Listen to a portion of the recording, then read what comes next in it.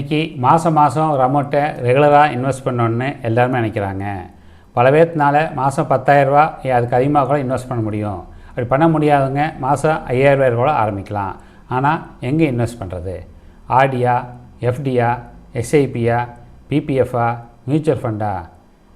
இந்த வீடியோவில் 50-30-20 beginners investment formula படி நம்ம இன்வெஸ்ட்மெண்ட்டை எப்படி சேஃபாகவும் லாங் டேர்மில் நல்ல வெல்த் க்ரியேட் பண்ணுற மாதிரியுமே டேக்ஸ் எஃபிஷியன்ட்டாக பண்ணலாம் அப்படிங்கிறத டீட்டெயிலாக எக்ஸ்பிளைன் பண்ண போகிறோம்.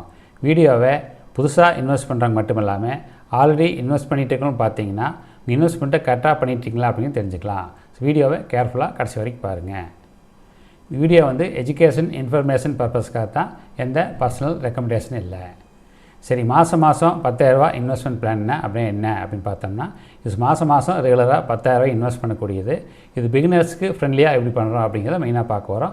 சிம்பிளாக ஈஸியாக பார்க்க போகிறோம். இது ஒரு பேலன்ஸான அப்ரோச்சு. சரி, மாதம் இன்வெஸ்ட்மெண்ட் ஏன் முக்கியம் அப்படின்னு பார்த்தோம்னா, ஒரு ஃபைனான்சியல் டிசிப்ளினை உருவாக்குது. ஸோ பின்னாடி ஒரு பணப்பிரச்சனை வராமல் தடுக்கிறதுக்கு ரொம்ப உதவுது. லாங் டேர்ம் கோல்ஸ், ஒவ்வொருத்தருக்கும் ஒரு கோல் இருக்கும். அது மாதிரி ஒரு கார் வாங்குறது, ஒரு வீடு வாங்குறது, சில்ட்ரன் மேரேஜு, எஜுகேஷன் இருக்கிறது யூஸ்ஃபுல்லாக இருக்கும். சரி, பவர் ஆஃப் கன்சிஸ்டன்சி அப்படின்னா கரெக்டாக ரெகுலராக பிரேக் இல்லாமல் இன்வெஸ்ட் பண்ணுறது. சின்ன அமௌண்ட்டு கூட பெரிய அமௌண்ட்டாக உருவாகும். ரெகுலர் இன்வெஸ்ட் ரிஸ்க்கை ரொம்பவே குறைக்கும். லாங் டேர்மில் ஒரு சேமிக்கக்கூடிய பழக்கத்தையும் உருவாக்கும். ஸோ தொடர்ந்து முதலீடு செய்யும்போது பெரிய பலன் கிடைக்கும். சரி, சிம்பிள் அலாகேஷன் ஸ்ட்ராட்டஜி எப்படி அலாட் பண்ணுறோம் 10,000 அப்படின்னு பார்த்தோம்னா, 3,000 பிபிஎஃப் பப்ளிக் ப்ராவிடென்ட் ஃபண்டில் இன்வெஸ்ட் பண்ணுறோம். 2,000 ஆர்டி, எஃப்டி ரெண்டுலேயுமே கம்பைண்டாக இன்வெஸ்ட் பண்ணுறோம். 5,000 மியூச்சுவல் ஃபண்டில் எஸ்ஐபி மூலிமா இன்வெஸ்ட் பண்ணுறோம். ஸோ 10,000 3ஆக பிரிக்கிறோம். இதை பற்றி எனக்கு டீட்டெயிலாக பார்க்கலாம். சரி, 10,000 பிரித்தோம்னா ஃபஸ்ட்டு 3,000 இந்த க்ரீனில் இருக்கிறது பிபிஎஃப் இன்வெஸ்ட் பண்ணுறோம். இது லாங் டேர்ம் வெல்த்து க்ரியேட் பண்ணுறதுக்கு யூஸ்ஃபுல்லாக இருக்கும். டேக்ஸ் பெனிஃபிட்டு டோட்டலாகவே tax free, government investment.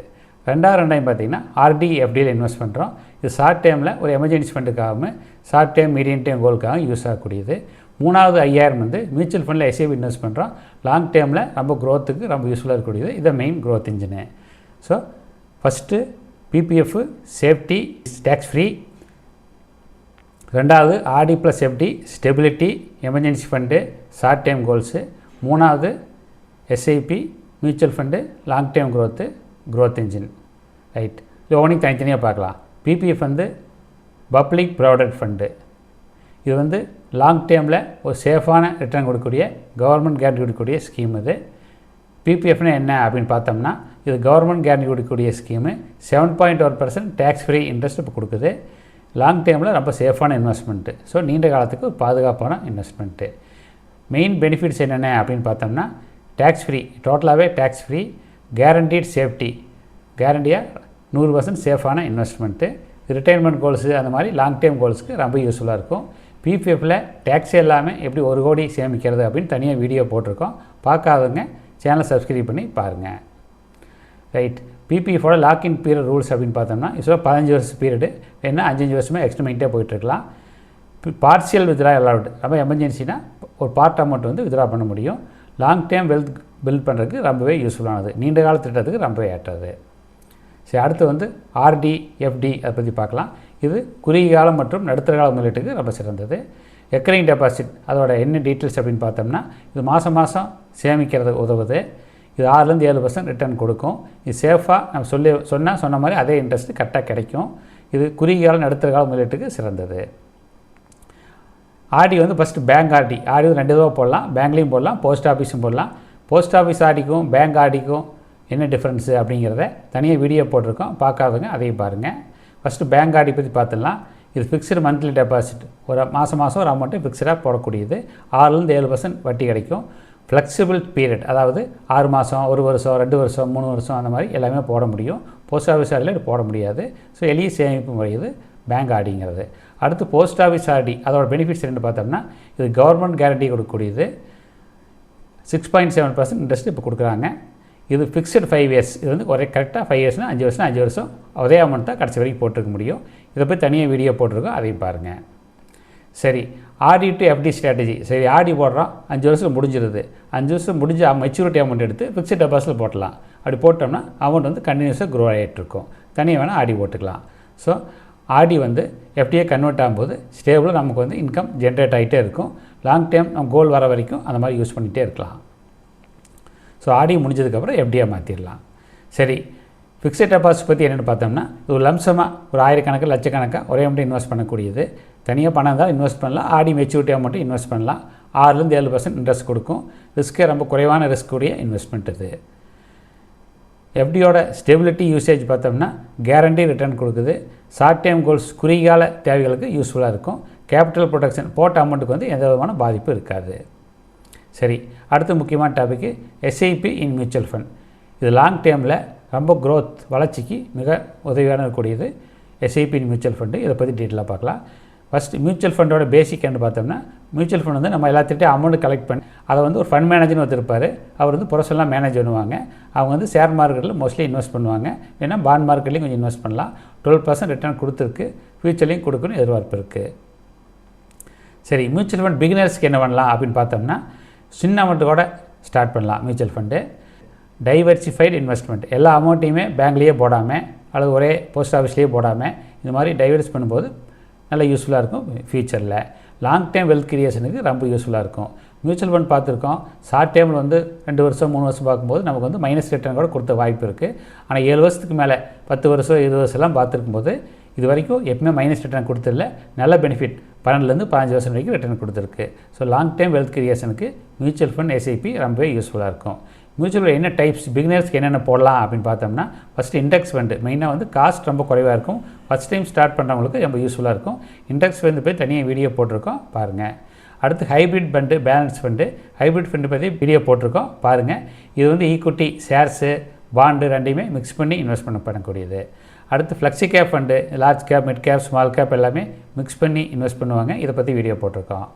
So இந்த மாதிரி டிஃப்ரென்ஸ் லெவல் வரும்போது ரிஸ்க்கை பொறுத்து மாற்றிக்கலாம். ரிஸ்க் ரொம்ப குறைவாக இருந்தால் வேணும் அப்படின்னு நினைக்கிறவங்க ஃபஸ்ட் ரெண்டையும் சூஸ் பண்ணிக்கலாம். இண்டெக்ஸ் ஃபண்டோ ஹைப்ரிட் ஃபண்டோ சூஸ் பண்ணலாம். ரிஸ்க் கொஞ்சம் அதிகமாக இருக்கலாம்னு நினைக்கிறவங்க ஃப்ளெக்ஸி கேப் ஃபண்டோ சூஸ் பண்ணலாம். அந்த மாதிரி சூஸ் பண்ணுறது பெட்டராக இருக்கும். சரி, அடுத்து எஸ்ஐபி. எஸ்ஐபின்னு என்ன அப்படின்னு பார்த்தோம்னா, சிஸ்டமேட்டிக் இன்வெஸ்ட்மெண்ட் பிளானு. இது மாதம் ஒரு குறிப்பிட்ட தொகையை மியூச்சுவல் ஃபண்டில் இன்வெஸ்ட் பண்ணக்கூடியது. டிசிப்ளினாக அப்ரோச் பண்ணக்கூடியது. மாதாந்திர முதலீட்டு முறை. எஸ்ஐபியோட பெனிஃபிட்டில் என்ன அப்படின்னு பார்த்தீங்கன்னா, Ruby cost averaging. Share mark மேலே கீழே போகும்போது ஷேர் மார்க் குறைவாக இருக்கும்போது அதிக யூனிட் வாங்கும், அதிகமாக இருக்கும்போது குறைவாக யூனிட் வாங்கும். ஸோ நமக்கு வந்து குறைவான ஆவரேஜ் ரேட்டுக்கு கிடைக்கும். மார்க்கெட் குறைதா அதிகமாக நான் பார்க்க வேண்டிய அவசியம் இல்லை. நம்ம வெல்த் அதாவது செல்வம் வந்து கிராஜுவலாக அதிகமாகிட்டே போயிட்டுருக்கும். ரொம்ப பீரியட் அதிகமாக போகும்போது 10 வருஷம் 20 வருஷம்லாம் போகும்போது மிகப்பெரிய ரிட்டர்னை கொடுக்கும். சரி, ரிஸ்க் வெர்சஸ் ரிட்டர்ன். ஆட்டோமேட்டிக்காக மியூச்சுவல் ஃபண்டாகவே மார்க்கெட் ரிஸ்க் இருக்க தான் செய்யும். ரிஸ்க் அதிகமாக இருக்கும், அதே சமயம் ரிட்டர்ன் அதிகமாக இருக்கும். ஆனால் லாங் பீரியட் போகும்போது 10 வருஷம் 20 வருஷம்லாம் போகும்போது கண்டிப்பாக நல்ல ரிட்டர்ன் கொடுக்கும். ஸோ எஸ்ஐபியில் மாதம் 10,000 இன்வெஸ்ட் பண்ணி 6 கோடி எப்படி பெறது அப்படின்னு தனியாக வீடியோ போட்டிருக்கோம். பார்க்காதங்க சப்ஸ்கிரைப் பண்ணி பாருங்கள், நல்ல இன்ட்ரெஸ்டிங் வீடியோ.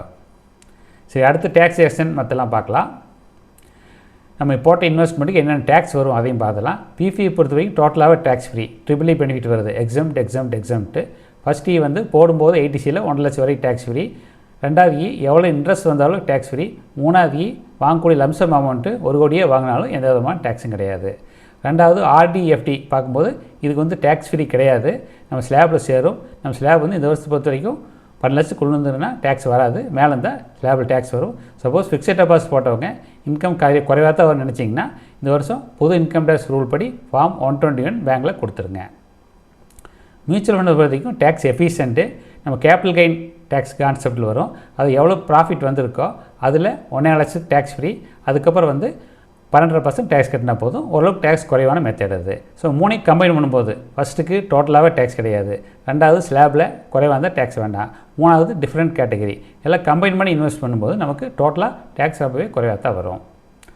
சரி, 50-30-20 பிக்னஸ் ஃபார்முலா பற்றி என்ன பார்த்தோம்னா, 50% வந்து லாங் டேர்மில் ஈக்விட்டி மியூச்சுவல் ஃபண்டில் போடுறோம். இதான் மெயின் க்ரோத் இன்ஜின் நமக்கு. 2வது 30% வந்து ரிஸ்க் இல்லாத கவர்மெண்ட் கேரண்டியோட லாங் டேர்ம் பண்ணக்கூடிய டேக்ஸ் ஃப்ரீயான இன்கம் பிபிஎஃப்பில் இன்வெஸ்ட் பண்ணுறோம். 20% வந்து ஷார்ட் டேர்ம் மீடியம் டேர்ம் கோலுக்காக எமர்ஜென்சி ஃபண்டுக்கு தேவைப்படக்கூடிய ஆர்டி, எஃப்டி அந்த மாதிரி இன்வெஸ்ட் பண்ணுறோம். இது வந்து ஈஸியாக பிரித்து முதலீடு பண்ணுறதுனால நமக்கு எல்லா விதத்துலையும் பெனிஃபிட்டாக இருக்கும். இதை பற்றி இன்னும் டீட்டெயிலாக பார்த்தோம்னா 50-30-20 ஃபார்முலா பிகினர்ஸ் ஃபார்முலான்னு சொல்லலாம். இன்றைக்கி வந்து பேலன்ஸாக இன்வெஸ்ட் பண்ணோம்னா பின்னாடி வந்து நல்ல வெல்த் வரும். 50% ஈக்விட்டி மியூச்சுவல் ஃபண்டில் போடும்போது எஸ்சியில் போடும்போது க்ரோத் வந்து நல்லாயிருக்கும். ஸோ நல்ல ரிட்டர்ன் வந்து லாங் டேர்மில் 15 வருஷம் 20 வருஷம் இன்வெஸ்ட் பண்ணி நல்ல க்ரோத் கிடைக்கும்.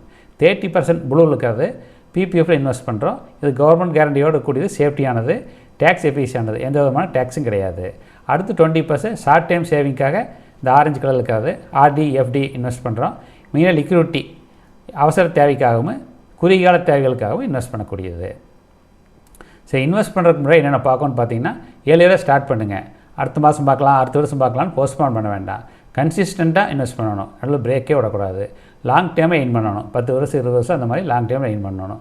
அப்படி சீக்கிரம் ஆரம்பித்து தொடர்ந்து முதலீடு செஞ்சோம்னா நல்ல பெனிஃபிட் கிடைக்கும். சரி, நம்ம சிம்பிளாக ஒரு ப்ராக்டிக்கலான பிளான் பார்த்துருக்கோம். பேலன்ஸான இன்வெஸ்ட்மெண்ட் ஸ்ட்ராட்டஜி சொல்லியிருக்கோம். இது பிகினர்ஸுக்கு சூட்டபுளாக இருக்கும், எல்லாத்துக்குமே சூட்டபுளாக இருக்கும். எளிய திட்டம் நிதி வளர்ச்சிக்கு ரொம்ப உதவும். By smart investment tips by doctor Anandan. வீடியோவை லைக் பண்ணுங்கள், ஷேர் பண்ணுங்கள், கமெண்ட் பண்ணுங்கள், ஹைப் பண்ணுங்கள்.